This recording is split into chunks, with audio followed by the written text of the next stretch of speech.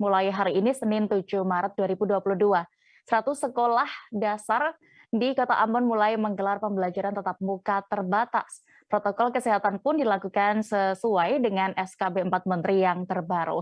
Informasi lebih detailnya akan dilaporkan jurnalis Tribun Ambon Tanita Patiasina yang sudah bergabung bersama kami di sana. Silakan rekan Tanita dengan laporan Anda.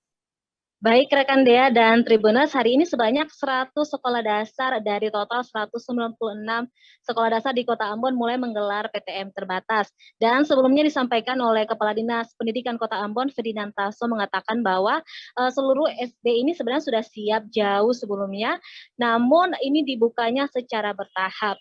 Tadi pantauan kami di salah satu SD, yakni di SD Impres 25 Ambon di Kudamati, PTM terbatas ini berjalan lancar dan anak-anak sangat antusias sekali untuk mengikuti PTM ini.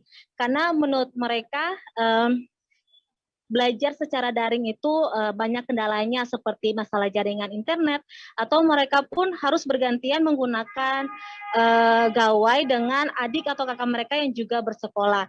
Dan selain itu karena antusias mereka tinggi, mereka datang itu 1 jam sebelum belajar dimulai. Jadi shift pagi itu dimulai pada pukul 8 dan mereka wajib datang itu setengah 8. Tapi mereka datang itu lebih cepat lagi dari jam 7. Jadi bahkan sebelum penjaga sekolahnya datang, mereka juga sudah datang antri di depan pagar. Dan mereka mengatakan meskipun harus menerapkan protokol kesehatan secara ketat, mereka lebih memilih untuk belajar di sekolah ketimbang harus daring lagi. Sementara itu hasil wawancara kami dengan Kepala Sekolah SD Impres 25, Ibu Helda Matulesi, mengatakan bahwa sekolahnya yang berjumlah anak-anak yang berjumlah 150 anak ini mengikuti PTM secara terbatas semuanya, namun dibagi shift. Jadi kelas 1, 2, 3 itu hari Senin, Rabu, dan Jumat, sementara kelas 4 hingga kelas 6 itu di hari Selasa, Kamis, dan Sabtu. Nah, tiap harinya juga itu dibagi 2 shift, shift jam 8 dan shift jam 10 karena mengingat keterbatasan ruangan, kemudian juga harus menerapkan protokol kesehatan. Selain itu, anak-anak juga dibagi bila belum divaksin, dipisahkan dengan yang sudah divaksin tahap pertama, kedua, dan tahap kedua.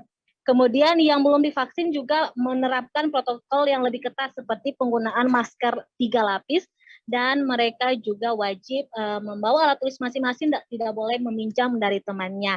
Nah, baik guru, orang tua maupun anak-anak ini berharap PTM ini bisa terus digelar karena berdasarkan hasil evaluasi sebelumnya di PJJ, anak-anak itu tidak memenuhi standar kompetensi minimal.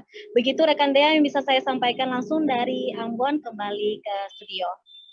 Baik, Tribuners, terkait PTM ini, rekan Tanita juga sudah melakukan wawancara bersama siswa SD dan juga Kepala Sekolah SD Impres 25 Ambon. Selengkapnya kami tampilkan. Artinya bisa sekolah. Ada senangnya?